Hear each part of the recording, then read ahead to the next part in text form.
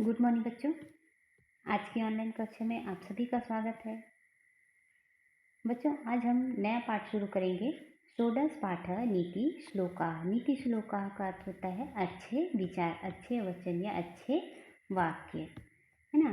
तो इस पाठ में हम ऐसे ही नीति श्लोकों के बारे में पढ़ेंगे, अच्छे विचारों के बारे में पढ़ेंगे जो हमारे जीवन में उपयोग किए जा सकते हैं।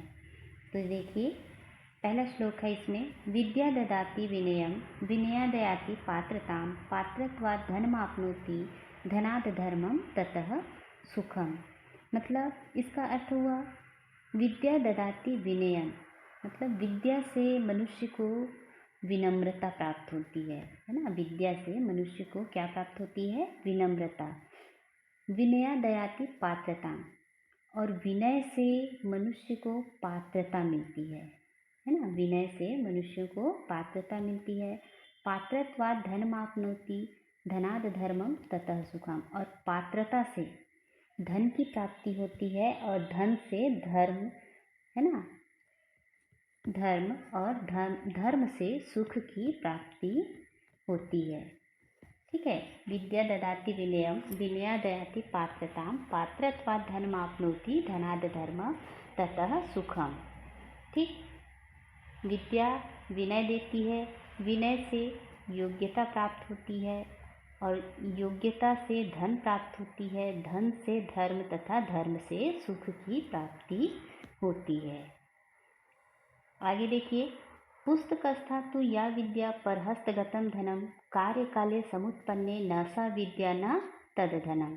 अर्थात पुस्तकस्था तु या विद्या परहस्तगतम धनम, अर्थात पुस्तक में लिखी हुई विद्या और परहस्तगतम धनम मतलब दूसरों के हाथ में गया हुआ धन, है ना। पुस्तक में लिखी हुई विद्या और दूसरों के हाथ में गया हुआ धन, कार्यकाले समुत्पन्ने न सा विद्या न तद धनम, समय पड़ने पर ये दोनों ही, है ना, पुस्तक में लिखी हुई विद्या और दूसरों के हाथ में गया हुआ धन, ये दोनों ही समय पड़ने पर कोई काम नहीं आते।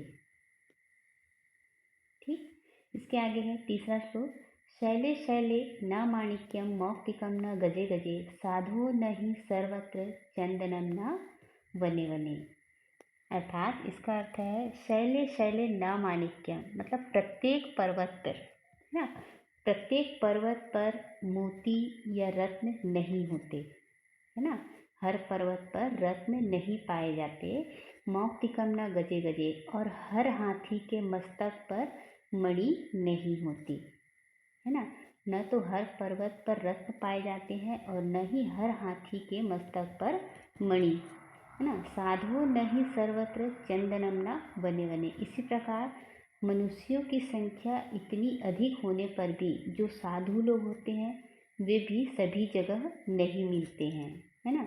इसी प्रकार चंदनम न वने वने, है ना। इसी प्रकार जो चंदन का वृक्ष है वो हर वन में नहीं मिलता, है ना। समझ में आया ना।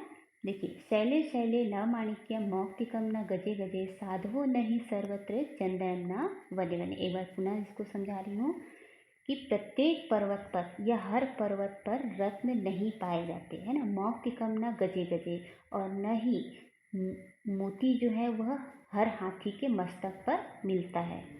साधुओं ने ही सर्वत्र चंदनम न वने वने। इसी प्रकार जो मनुष्यों की संख्या इतनी अधिक होने पर भी जो साधु लोग होते हैं, है ना, वे हर जगह नहीं मिलते।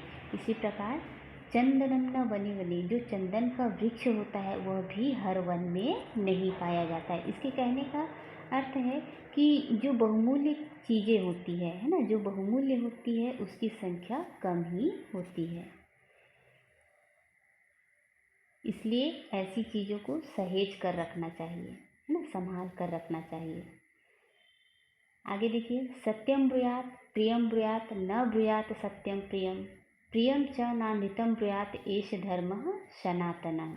अर्थात सत्यम ब्रूयात प्रियम ब्रूयात, मतलब सत्य बोलिए और प्रिय बोलिए। न ब्रूयात सत्यम प्रियम, परंतु अप्रिय सत्य नहीं बोलिए, है ना, मतलब नहीं बोलना चाहिए। सत्य बोलना चाहिए और प्रिय बोलना चाहिए। असत्य और अप्रिय कभी भी नहीं बोलना चाहिए, है ना। प्रियम च नामृतम ब्रूयात् एष धर्मः सनातनः। और जो प्रिय लगे, है ना, जो प्रिय लगे मतलब सामने वाले को अच्छा लगे, ऐसा सच ही बोलना चाहिए, है ना। और सामने वाले को यदि कोई चीज़ बुरी लगती है और वह सत्य हो तो भी नहीं कहना चाहिए, है ना। असत्य और अप्रिय नहीं बोलना चाहिए, है ना। यही सनातन धर्म है, मतलब यही सदियों से चली आ रही परंपरा है। माता शत्रु पिता वैरी येन वालो न पाठितः न शोभते सभा मध्ये हंस मध्ये बको यथा। अर्थात ऐसे माता और पिता शत्रु की तरह होते हैं जो अपने पुत्र को, ये न वालो न पाठिता, जो अपने पुत्र को विद्या अध्ययन नहीं कराते, है ना, या जो अपने बच्चों को नहीं पढ़ाते। ऐसे माता और पिता अपने बच्चों के लिए शत्रु की तरह होते हैं। न शोभते सभा मध्य हंस मध्य बको यथा। जिस प्रकार ये बालक जो है, ये अशिक्षित बालक उसी प्रकार होते हैं जैसे न शोभते सभा मध्य हंस मध्य बको यथा। जैसे कि जो हंस होता है ना, हंसों का जो झुंड होता है उसमें बगुला शोभा नहीं देता। क्यों नहीं देता?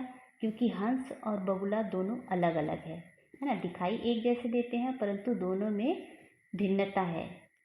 इसलिए कहा गया है कि न शोभते सभा मध्य हंस मध्य बको यथा, मतलब हंसों के मध्य में बगुला शोभा नहीं देता। जिस प्रकार शिक्षित लोगों के मध्य में अशिक्षित शोभा नहीं देता, उसी प्रकार बगुलों हंसों के मध्य में बगुला शोभा नहीं पाता। अभिवादनशीलस्य नित्यं वृद्धोपसेविनः चत्वारि तस्य वर्धन्ते आयुर्विद्या यशोबलम्, है ना। मतलब जो लोग अपने से बड़ों का अभिवादन करते हैं, है ना, जो लोग अपने से बड़ों का अभिवादन करते हैं और वृद्धों की सेवा करते हैं। नित्यम वृद्धो पसेविना, मतलब जो नित्य या रोज वृद्धों की सेवा करते हैं। चत्वारि तस्य वर्धन्ते आयुर्विद्या यशोबलम, उनकी 4 चीज़ों में वृद्धि होती है। किसमें? चत्वारि तस्य वर्धन्ते, मतलब उनकी 4 चीज़ों में वृद्धि होती है। किसमें किसमें? आयुर्विद्या यशोबलम, मतलब आयु मतलब उम्र, विद्या मतलब ज्ञान, यशो मतलब यश अर्थात प्रसिद्धि, और बल मतलब ताकत। इन 4 चीज़ों की वृद्धि होती है। इसके बाद देखिए, उद्यमेन ही सिद्ध्यन्ति कार्याणि न मनोरथै न ही सुप्तस्य सिंहस्य प्रविशन्ति मुखे मृगा। अर्थात उद्यमेन ही सिद्ध्यन्ति, मतलब परिश्रम से ही कार्य सिद्ध होता है। कार्याणि न मनोरथै, न कि सोचने से। कोई भी कार्य जो है वह परिश्रम करने से ही सफल होगा, है ना। सोचने भर मात्र से सफल नहीं होता, उसके लिए हमें मेहनत करनी पड़ती है। न ही सुप्तस्य सिंहस्य प्रविशन्ति मुखे मृगाः, ना, क्योंकि जैसे कि जो सोया हुआ सिंह है, शेर है, उसके मुख में हिरण स्वयं प्रवेश नहीं करता, है ना। उसके लिए क्या करना पड़ता है? सिंह को, शेर को शिकार करना पड़ता है, तभी उसका पेट भरेगा, है ना।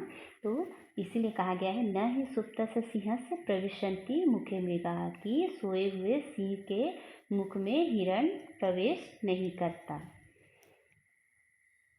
अष्टादश पुराणेषु व्यासस्य वचनद्वयं परोपकारः पुण्याय पापाय परपीडनम्, ना। महर्षि वेद व्यास जी ने 18 पुराणों में 2 ही बातें कही हैं, है ना। ये 2 ही वचन कहे हैं। कौन कौन से? पहली, परोपकार पुण्याय, मतलब परोपकार करना पुण्य होता है ना। दूसरों के ऊपर उपकार करना पुण्य होता है, अच्छा कार्य होता है। और दूसरा, पापाय परपीडनम,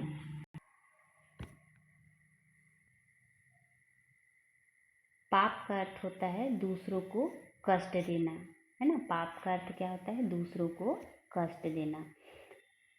ठीक इस प्रकार व्यास जी ने अपने 18 पुराणों में 2 ही बातें प्रमुख रूप से कही है। क्या क्या? दूसरों के ऊपर उपकार करना, भलाई करना पुण्य होता है, और दूसरों को कष्ट पहुंचाना या कष्ट देना पाप होता है। ठीक, तो बच्चों ये तो था नीति श्लोका, जिसके अर्थ, इस पाठ के अर्थ आप लोगों को और साथ में इसके प्रश्नोत्तर आप लोगों को PDF के माध्यम से मैं भेज दूंगी। उसको आप लोग पढ़ लीजिएगा, अच्छे से समझ लीजिएगा, आपको और अच्छे से समझ में आ जाएंगे इसके अर्थ। बच्चों आगे की वीडियो में हम इसके शब्दार्थ और प्रश्न अभ्यास समझेंगे। आज के लिए इतना ही।